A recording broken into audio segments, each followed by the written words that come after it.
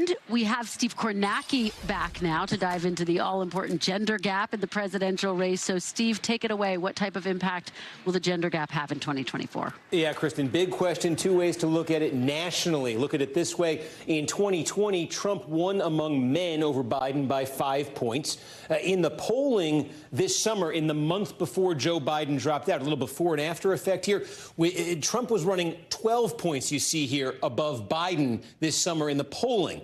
Okay, now Harris comes in a month ago, and the average of all the polls since Harris got in, now Trump's lead among men is down a bit from where it was with Biden, down from 12 to 7. But still, Trump leading among men. This is typically what we see with the gender gap. Men more Republican than women. Trump on average up 7 right now over Harris among men. Now among women, Biden won women by 13 in the 2020 election. In that month before the debate, when Biden was still the candidate, he still led with women, down to 5 points. Harris has now switched in the month since. Her lead among women up to 9 points. So what do you have? You have Trump on average right now leading men by 7, leading women by 9. That is a gender gap of 16 points. Now, that's big, but that's not new. It was 18 points in 2020, for instance. So this is what we've come to expect nationally. So where is the question mark on the gender gap? It's here. It's at the state level.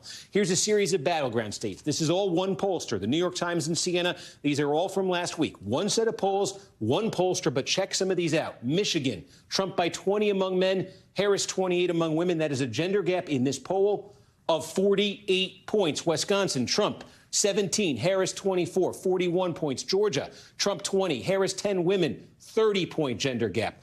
Now, cautionary notes, as we say, it's one pollster. There can be statistical noise here. Just look at Pennsylvania, barely a gender gap at all in the same from New York Times, Siena. These numbers can bounce around, but this is the thing to look for. Is something happening in the states, in some of the battleground states, that's not necessarily happening nationally? Are there state-specific effects? They get ads. They get campaign activity. They get things happening in swing states that don't happen in a lot of the rest of the states. Maybe that's affecting the gender gap. Abortion politics. It's settled at the state level now. Are there abortion politics in some of these states that are affecting the gender gap in a way it is not happening elsewhere? Those are the questions raised by this. Of course, as we say, one poll, so we need to see more. But this is the thing to look for. Do we keep seeing state-specific gender gaps of anything approaching that scale? Because if we do, it's new, it's different, and it's hugely significant, Kristen.